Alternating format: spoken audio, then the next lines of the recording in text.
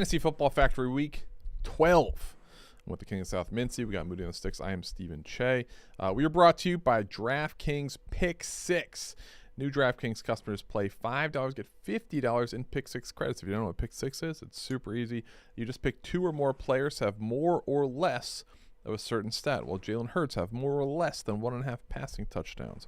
Will Joe Flacco have more or less than 259 passing yards?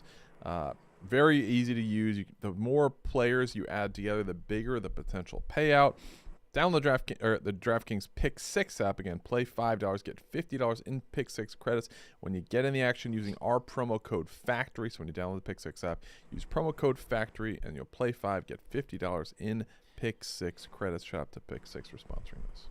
Hell yeah. Well, we got a lot to get into today. We got some injuries to start out with, and especially with the guy that was the number one pick overall. And obviously his value went down when Burrow got hurt, and it's been a whirlwind, but Jamar Chase already ruled out for this week.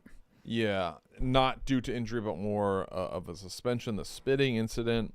I hate this. I mean, this is terrible for everyone. In the letter of the law, he should be suspended. I hate this because it's like it takes one of your premier players off the field.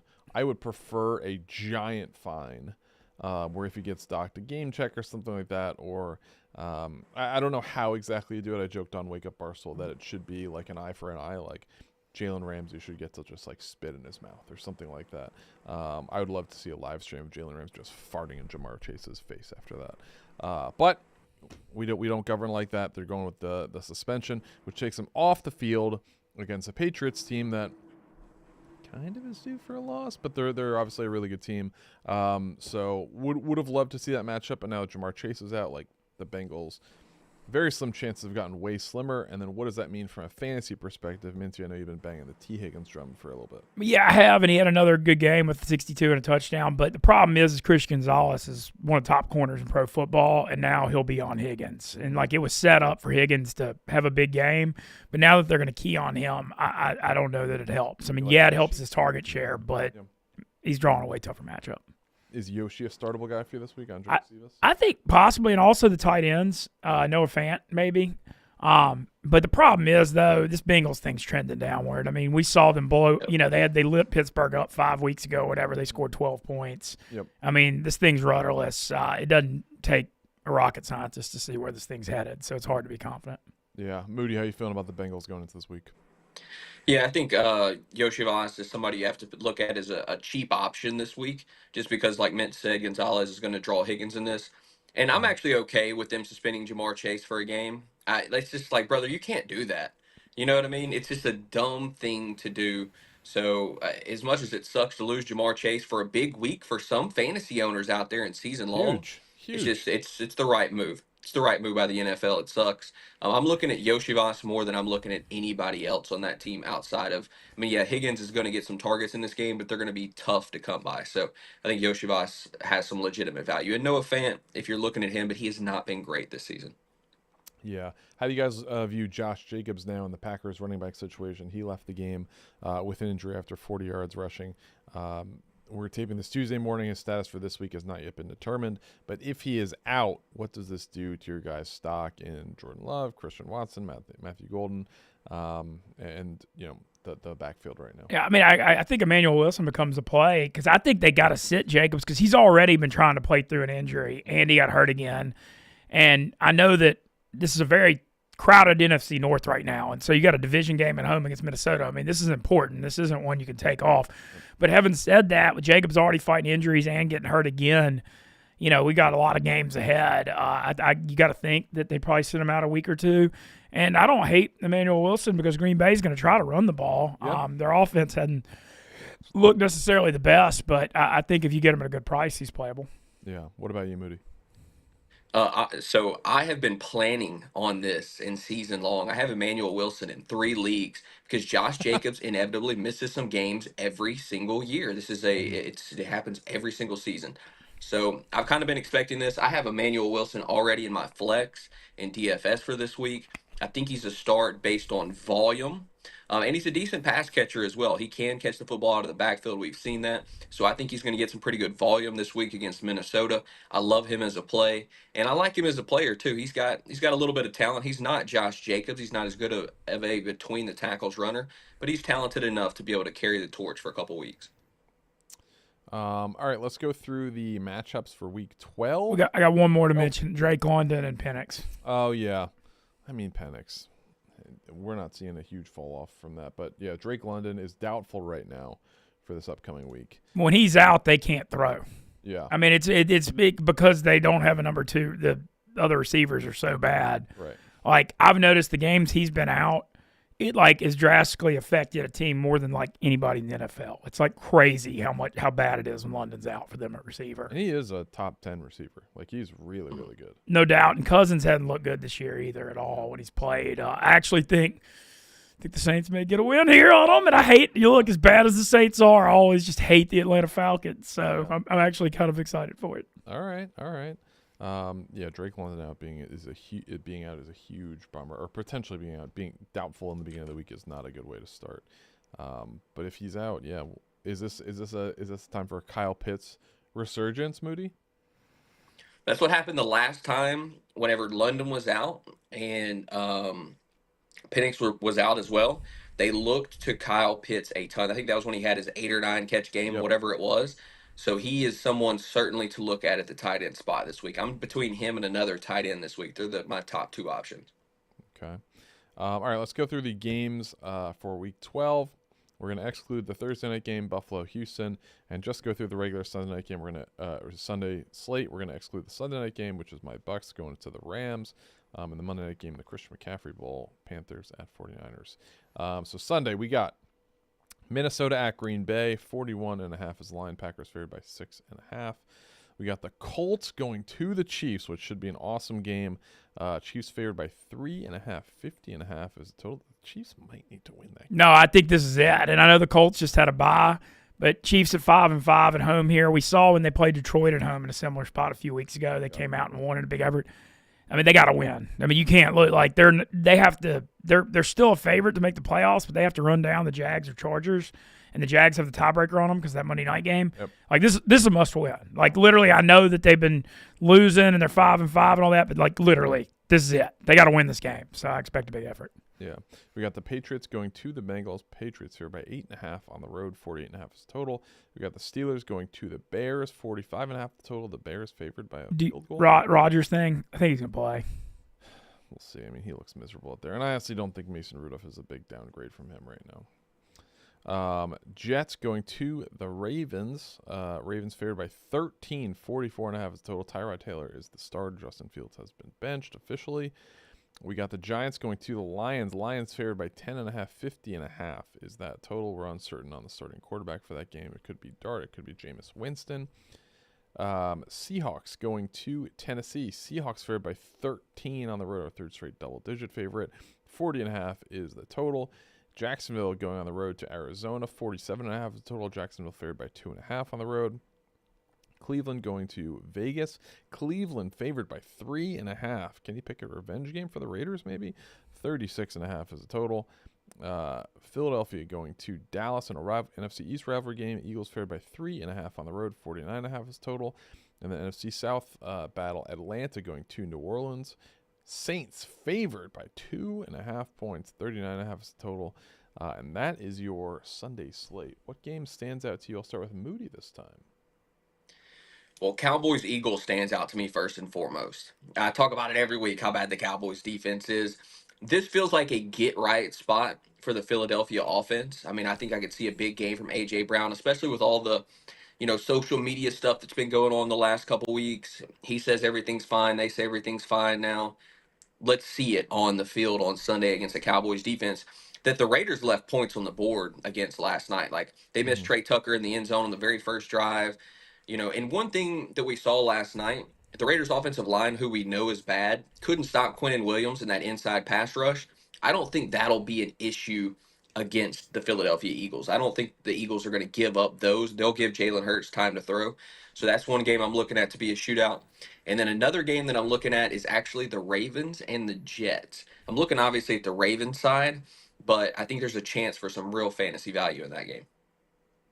Okay. Okay. Mintzy, what about you?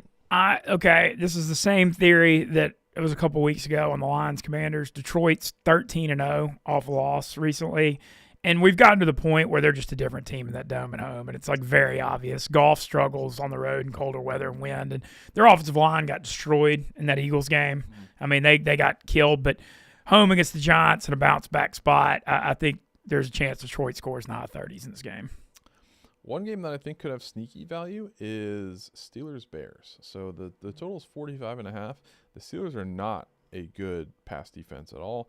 We could see Caleb Williams and receivers big day, and also I honestly think Mason Rudolph has been a little bit better than Aaron Rodgers in the brief time that we've seen him. So Aaron Rodgers is not playing inspiring football at all right now.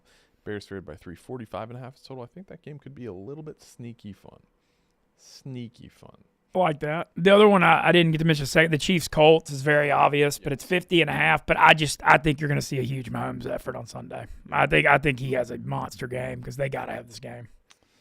All right, let's go through the prices right now on the DraftKings app for the classic fantasy slate. Quarterbacks, we start top of the market, cheaper than we've seen. We got Drake May atop the market, $6,900. Patrick Mahomes, $68. Lamar Jackson, $6,700. Jalen Hurts, $6,600. It goes down by hundreds after that. You can get all the way down to Shedeur Sanders and Dylan Gabriel, both priced at $4,200. Mintzy, who are you going with in the quarterback market? I am, of course, Moody sort of beat me to it. I'm going with Jalen Hurts. I think that what Moody said, Dallas games at home have been shootouts all year. I know he hadn't been running quite as much, but you still got the push factor on touchdowns. And I think that this is a day, like this is the get-right passing game for the Eagles, and I like Hurts, A.J. Brown, and Devontae Smith on Sunday. All right, Moody, who you got for quarterbacks? I do have Jalen Hurts in my lineup right now, but I'll tell you some other options, and I think there's a ton of quarterbacks you could choose from this week. I mean, I think this is one of the best quarterback slates of the season. Drake May against Cincinnati has to make sense. It looks like Kayshon Boutte's going to practice this week, so they get him back. And Matt Collins has actually played pretty well the last couple weeks as well. So it feels like maybe their passing attack can get it going against a bad Cincinnati defense. I like Lamar Jackson a lot, too. The Jets, no Sauce Gardner, no Quinnen Williams. That defense is going in the wrong way. I think Lamar could have a big game. And then you mentioned it, Caleb Williams against Pittsburgh. I think he has some legitimate value this week as well. Yeah, that's the guy that I'm going with, and while I'm not the biggest fan of him as a Super Bowl winning quarterback, I think $5,700 is a really good price for him in a matchup that could end up being favorable. Something that I've really liked from him the past few weeks is he's running a lot more. He's had a run of at least 14 yards in each of the last 4 games. So Caleb Williams' legs on the ground being a big factor, which obviously is great for fantasy points. So he's one I'm looking at $5,700. All right, let's go to the running backs. This is our first $10,000 player of the year. It's Jonathan Taylor, $10,000. That's 20% exactly of your budget in the DraftKings Classic. Bijan Robinson, huge drop off, $8,500. We got Jahmyr Gibbs, $8,300. Josh Jacobs, unsure if he's going to play at the moment, $78. Derrick Henry, $76. Saquon Barkley, $7,500. Another big drop down to Travion Henderson, $6,700. Jalen Warren, $6,600. His status is in question as well. Javonte Williams, $65. It goes down by hundreds after that. You can get Keaton Mitchell at $4,000 if you so choose. Moody, who do you like on the running back slate? I'm going to go ahead and plant my flag right now. It is Travis Etienne against the Arizona Cardinals. Bishal Tootin got injured last week. Etienne is due for a big workload in this game. And look, he's been really solid all season. He's had a couple duds, but few and far between on the season. He's been rock solid. I think with the entire backfield to himself, he's going to pop off this week. So Travis Etienne at $5,900 is my plant your flag play of the week. Also have Travion Henderson in my lineup. There's a chance Ramondre Stevenson comes back, but it's just how can you take Travion Henderson away from the lead role at this point after what you've seen the last couple weeks? He has been absolutely tremendous. Cincinnati's defense has been awful across the board. Henderson can catch the football. I like Travion at 6,700. And then I mentioned Emmanuel Wilson. He's in my flex at the moment. Somebody that I think is just going to have a lot of volume. And I think that's going to lead to a lot of success this week. He's at 5,300. All right, Mintzy, who do you got in the running back market? I'm planting my flag on Derrick Henry, just shoving it up the corpse of the Jets' defense's asses. Moody mentioned it. No Quentin Williams, no Sauce Gardner. The Jets, for all their faults the last few years, they've been tough up front against the run, and that's disappeared this year. And now they don't have a good run D anymore. And Baltimore, the thing with the Henry games, he has some awful games on game script. If they get behind, you're getting a dud in fantasy because Hill's in there and they're throwing. But when they have the lead, he has big games, and I think he busts. Like, I think we're looking at one of those over 110 or 120 and 2 touchdown games. And it's just it's because of the matchup with the Jets. I think he just runs over them. Yeah. Okay, in the running back market, I had a couple guys circled. One is Quinshon Judkins at $6,000. We don't know what the quarterback situation is going to be. We got the Raiders. It's going to be Shedeur, by the way. It is going to be Shedeur officially? It is Shedeur. They said he's going to start this week, yep. Okay, great. I feel like that's even better for running the football because they have such little confidence in Shedeur Sanders. Quinshon Judkins at $6,000 going against a Raiders defense that is not very good. On a short week, the Browns are favored in this game. I am taking Quinshon Judkins at $6,000. A couple others just keep an eye on. David Montgomery, $5,300 against the Giants. I think that's a pretty good price for him. This game is a double-digit favorite. I think that he obviously technically splits carries with Gibbs, but Gibbs does tend to get a couple more carries. They alternate series, but if this game gets out of hand, I think they could look to preserve Gibbs a little bit, so Montgomery could see a little bit bigger of a workload. And then one to just keep an eye on. The game's 50.5, and DeForest Buckner's probably going to be out, is Kareem Hunt. It just seems like he's the guy in the red zone to score a touchdown week after week. For the Chiefs at $5,100, he's just the guy I'm keeping an eye on. And if you want to try and save money, you could do worse. All right, receivers. Jackson Smith and Jigba leads the market, $9,000. Amon St. Brown, a full $1,000 below at $8,000. We got CeeDee Lamb, $6,900. Rashee Rice, $77,000. Justin Jefferson, $7,400. T. Higgins, $7,100. George Pickens, $6,900.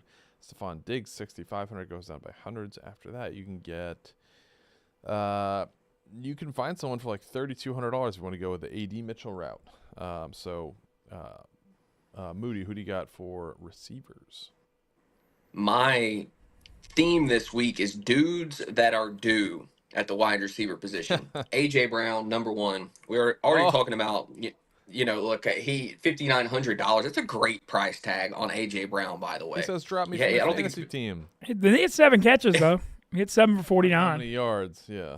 7 yards a catch. Yeah, I just think this is a spot for him to pop off against Dallas. Dallas' defense has been terrible. It feels like if he's going to get going, this is the week. He has burned me once this season. I'm hoping it doesn't happen again, but I love him at $5,900.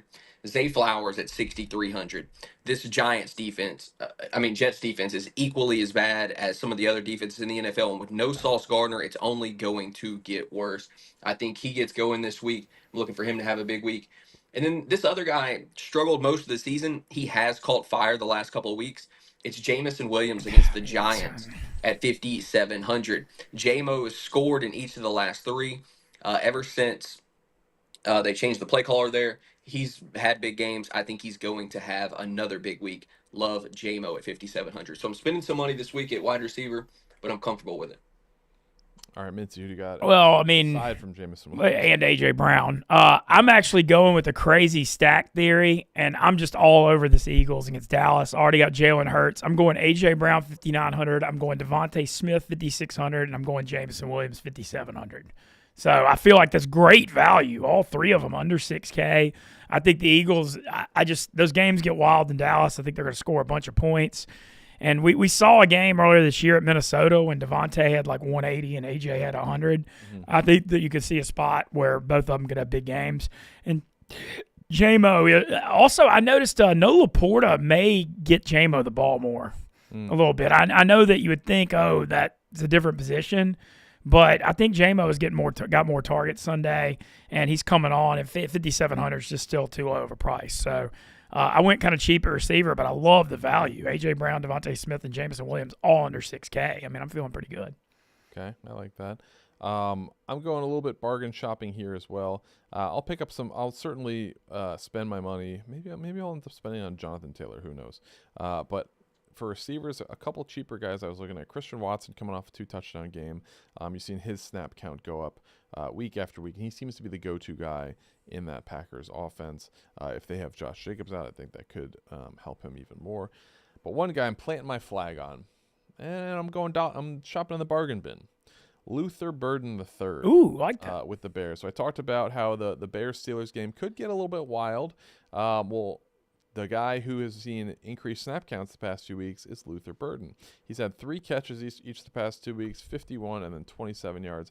But his snap counts from prior never eclipsing 28.5, generally averaging in the mid-20s. He was at 48.5 2 weeks ago, 44 this past week, playing 33 snaps in both. He is an explosive weapon. He can take the top off of defense. He did have a drop or two on Sunday, but I think they're going to continue to go back to him, continue to develop him. He is going to be the down-the-field threat for this Bears offense. In facing a Steelers defense, that does not do well against the pass. That makes the other quarterbacks throw the ball quite often. So give me some Luther Burden III bargain basement shopping as my plant your flag play of the week. I like that. Rookie coming on more in his role later in the year. My only thing is the Steelers, as bad as their pass defense rankings are, it's improved since they moved Ramsey to safety and Duggar because they only allowed 12 against the Bengals. Chargers didn't light them up. They had that good game against the Colts, so I'm starting to think maybe they're improving. Yeah.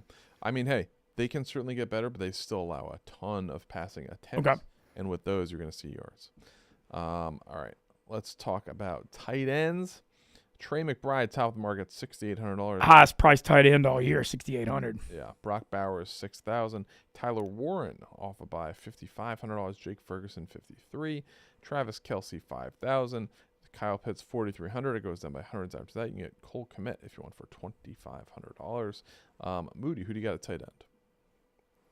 I do like Kyle Pitts a whole lot this week at 4,300. But I've got a guy that I like just a little bit more. It's Travis Kelce against the Indianapolis Colts. Ooh. The Colts are terrible against tight ends. That is how you beat them. They've now added Sauce Gardner, so I worry a little bit about Rashee Rice in this game.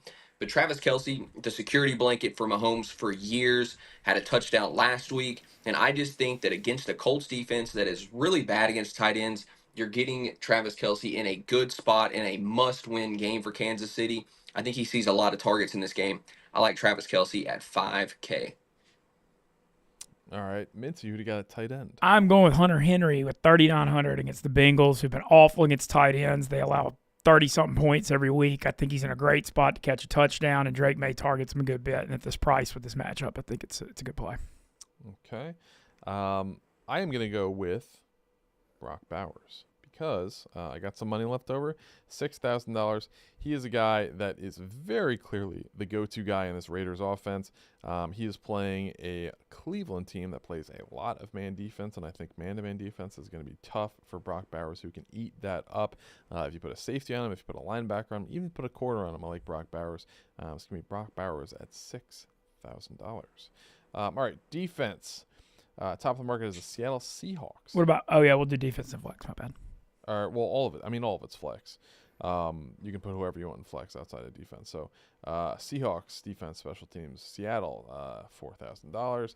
Baltimore, $3,900. Patriots, $3,800. Goes down by hundreds. You can get the Giants at $2,100 or the Jets at $2,000. Mintzy, who do you like on defense? I'm going bargain shopping because I'm low on money. I'm going Minnesota at Green Bay because Jordan Love has been so inconsistent, and Brian Flores runs that really confusing front. I think there could be turnovers there. Also, no Josh Jacobs could impact them. So I'm saving money, but I could see the Vikings defense having a good game in this situation. All right, Moody, who do you got?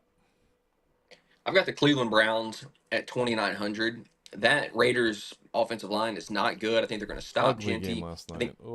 Ugly game. I think they'll get after the quarterback. And I'll tell you what, Myles Garrett is on his way to another defensive player of the year. He runs through these offensive lines, gets to the quarterback at will. I think he's going to do that once again this week. I think Geno will turn the football over. I think the Browns could score again. They scored last week. I am looking at them at 2,900 as my favorite defense this week. All right. I do have a lot of money left over, so I'm looking on the more expensive side. I think the Baltimore Ravens are a very, very good option. Them or the Seahawks. I mean, both are double-digit favorites. The Ravens are at home, so I kind of lean that way. 44.5 is that total. They're going to get Tyrod Taylor. So Baltimore, I think their defense has been coming on. Kyle Hamilton has really been really, really good the past couple weeks. Roquan Smith is back. So I think the Ravens defense is really amping up. Obviously, these are very winnable games in the kind of the meat of their schedule as far as wins they need to stack. So give me the Baltimore Ravens at $3,900.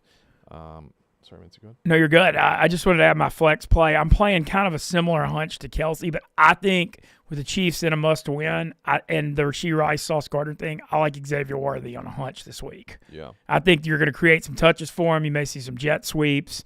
Like, I feel like this is a game they're going to try to get him in the end zone, and they're going to get real creative with the playbook because this one matters at 5-5. He's been fairly quiet since Rashee Rice. Yeah, he has, and it's a target thing because they still, they got Kelsey and right. But I feel I'm kind of just playing a hunch on this. I just think this is a spot he could break out. Okay, all right, Moody. Any closing thoughts from you? I think Kansas City is going to expose the Colts as a team that's not ready. That's what I think. That's my favorite play of the week. I think Kansas City beats up on Indianapolis. If they shut down Jonathan Taylor, their run defense is so good. I think they're going to put this entire game on Daniel Jones, and we're going to find out he's not ready to beat a team that's a perennial Super Bowl favorite. So I love the Colts to get exposed this week by the Chiefs. Moody and I brought this up yesterday, but I'd like to hear what Steven says. Chiefs 10-1 Super Bowl right now. You'll never get a better price. Is it worth it at 5-5? They're 2 games. The Chargers, I think, are ripe to fall off with this O-line problem. Jacksonville does have a lead on them and the tiebreaker, so they got to run those teams down for the wild card. But having said that, I mean, 10-1. When do you get it? And if it'd be hard to imagine the Chiefs not making the playoffs. I did look at their schedule, and it's not the easiest schedule. I think they play the Browns or the Jets, so they have one kind of cupcake game in there, but the rest of them are difficult games. Not saying they can't do it, but as far as Super Bowl, something that's going to be different than we've seen in the past is like you always see Kansas City at home a lot of times getting the bye.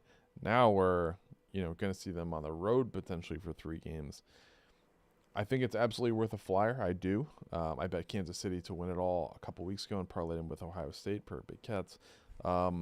Inevitability parlay, but 10-1 if you want to sprinkle that. I think you could potentially save yourself, or maybe even give yourself a good cash out for later. But this week against the Colts is going to be a huge. Yeah, they have to win this week. The way I look at it, and I know what you're saying, but 2 years ago, they had to go. They beat Miami at home first round, but they had to go to Buffalo, to Baltimore back to back, and they did it. Yeah, they did it. And then you're looking at a playoffs in the AFC where let's say they sneak in at the 7 seed, going to New England, maybe going to Denver, or they're going to Indy.